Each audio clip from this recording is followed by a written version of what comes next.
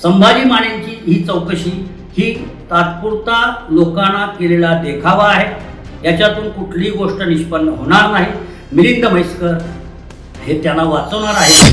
मुख्य सचिवाची जर चौकशी एखादा मुख्य अभियंता किंवा शाखा अभियंता करत असेल, म्हणजे उदाहरणार्थ द्यायचं झालं तर पोलिसांच्या डीजीची चौकशी एखाद्या हवालदाराने करण्यासारखा प्रकार महाराष्ट्राच्या मुख्यमंत्र्यांच्या हातून अजाणतेपणाने घडलाय की त्यांनी तो जाणून बुजून घडवला, हा मोठा प्रश्न या निमित्तानं मी निर्माण करतो। 18 निवेदनाबाबत झालेल्या तक्रारींचा निर्णय हा म्हैसकर मॅडम यांनी घेतला आहे काय, हा प्रश्न। त्यामुळे मुख्यमंत्री महोदय यांनी ही चौकशी एखाद्या निवृत्त न्यायाधीशांची समिती नेमावी अथवा मुख्य सचिवांच्या माध्यमातून ती नेमावी, असा आम्ही मुद्दा मागच्या वेळेला मांडला होता।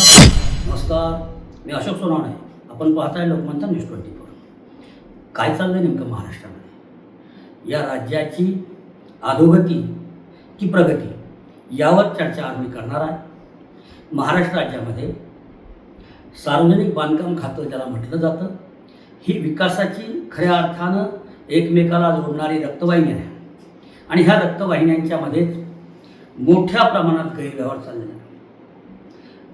सार्वजनिक बांधकाम खात्याच्या अतिरिक्त मुख्य सचिव असलेल्या तात्कालीन मनीषाताई म्हैसकर यांनी नेमकं या सार्वजनिक बांधकाम खात्यामध्ये मागच्या 3 वर्षामध्ये जो गोंधळ घातला, त्या गोंधळाच्या माध्यमातून जनतेच्या पैशातून जमा झालेल्या निधीचा सुमारे 3000 कोटी रुपयाचं नुकसान जनतेचं अर्थात शासनाचं झालेलं आहे। तर नेमकं म्हैसकर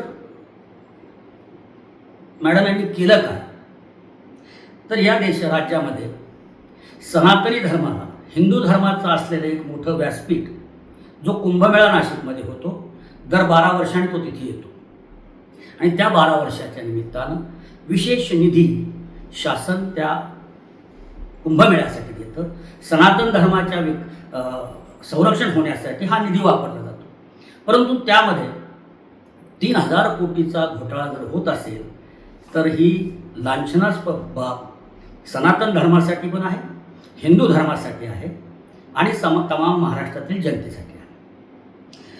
राज्य शासनाने स्थापन केलेली जी समिती आहे आता, त्या केंद्र घोटाळ्याच्या मध्यंतरी दैनिक लोकमंथनने अनेक वेळेला बातम्या छापून व्हिडिओ बनवून यावरती पर्दाफाश करण्याचा प्रयत्न केला, तर त्या आधारावरती महाराष्ट्राचे हिंदू रक्षक ज्यांना म्हटलं जातं आणि अतिशय तल्लख बुद्धीचा मुख्यमंत्री म्हटलं जातं, त्या देवेंद्र फडणवीसांनी एक समिती स्थापन केली, SIT स्थापन केली। या समितीमध्ये नेमकं चौकशी कोणी कुणाची करायची असती, हा मोठा प्रश्न मला वाटतं देवेंद्र फडणवीस विसरलेले आहेत। मुख्य सचिवाची जर चौकशी एखादा मुख्य अभियंता किंवा शाखा अभियंता करत असेल, म्हणजे उदाहरणार्थ द्यायचं झालं तर पोलिसांच्या डीजीची चौकशी एखाद्या हवालदाराने करण्यासारखा प्रकार महाराष्ट्राच्या मुख्यमंत्र्यांच्या हातून अजाणतेपणाने घडलाय की त्यांनी तो जाणून बुजून घडवला, हा मोठा प्रश्न या निमित्तानं मी निर्माण करतो।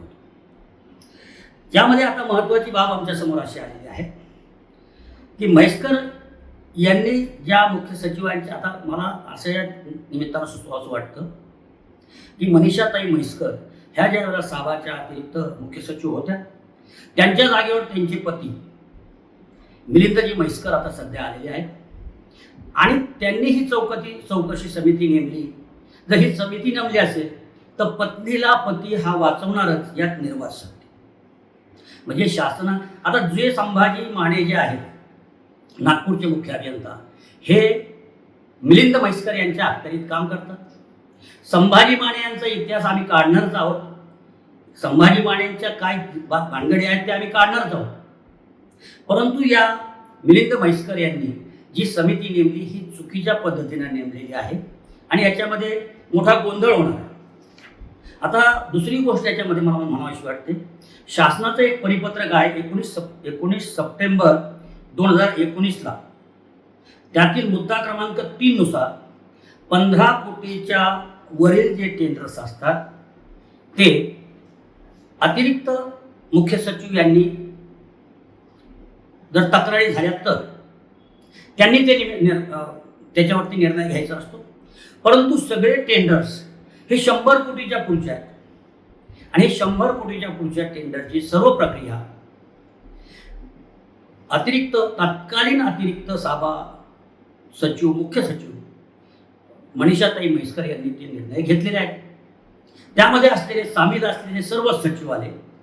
परंतु जो निर्णय प्रक्रिया आहे ती मनीषाताई म्हैसकर यांच्या नेतृत्वाखाली घेण्यात आली.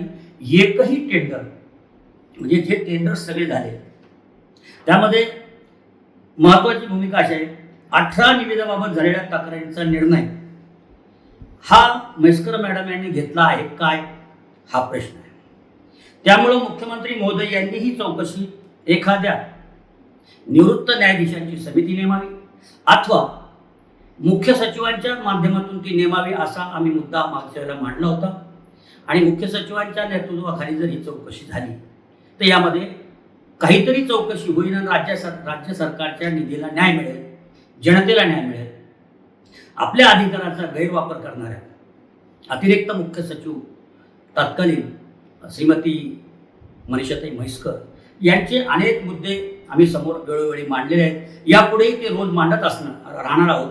पण यामध्ये एक महत्त्वाची गोष्ट आहे, संभाजी मानेंची ही चौकशी ही तात्पुरता लोकांना केलेला देखावा आहे. याच्यातून कुठलीही गोष्ट निष्पन्न होणार नाही. मिलिंद म्हैसकर हे त्यांना वाचवणार आहेत. आणि त्यामध्ये दुसरी गोष्ट एक अशी आहे, सिंहस्थामध्ये ज्या कुंभमेळ्याच्या निमित्तानं ज्या 18 निविदा झाल्या त्याच्यामध्ये 2,270 कोटीच्या ह्या सर्व निविदा आहेत. त्यापैकी फक्त एकच निविदा नाशिक वणी इथल्या एका पुलाची जी निविदा आहे, या कामात 9 पैकी 6 निविदा उघडल्या गेल्या. ते काम एकच काम फक्त 5% अंदाजित रकमेपेक्षा कमी म्हणजे बिलोने देण्यात आलेले आहे व बाकी सर्व निविदा ह्या 5 ते 10% अबव म्हणजे अंदाजित रकमेपेक्षा जादा दराने देण्यात आल्या. ह्या जादा दराने दिलेल्या निविदामध्ये सुमारे 3,000 कोटीचा घोटाळा. नाशिकचे तत्कालीन मुख्य अभियंता आणि सध्या असलेले सचिव प्रशांत आवटी आणि सध्या मुख्य अभियंता म्हणून नाशिकमध्ये बसलेल्या अरुंधती शर्मा या त्या प्रक्रियेमध्ये निविदा प्रक्रियेमध्ये असताना आणि होत्या. आता त्यांच्या मार्फत ही जर चौकशी होणार, त्या समितीवर जर होणार असेल तर आपल्याबद्दलचा जो अहवाल आहे हा ते दडपल्याशिवाय राहणार नाही. दुसरी गोष्ट, शासनाचे जे 300 ते 400 कोटी रुपयाचे जे नुकसान झालेलं आहे, या 400 कोटीच्या नुकसानीला जबाबदार फक्त अतिरिक्त मुख्य सचिव असलेल्या मनीषाताई म्हैसकर, PS आवटी, अरुंधती शर्मा आणि त्या काळामधले या निविदा प्रक्रियेमध्ये असलेले सर्वच सचिव, इमारती, बांधकाम आणि रस्ते हे सर्व सचिव त्यामध्ये सामील आहेत. यात निर्वात सत्य महाराष्ट्राच्या मुख्यमंत्र्यांनी यावर एक वेगळा निर्णय घेतला पाहिजे एवढी माफक अपेक्षा महाराष्ट्रातील तमाम जनतेच्या वतीनं करतो. नमस्कार. जय हिंद, जय महाराष्ट्र.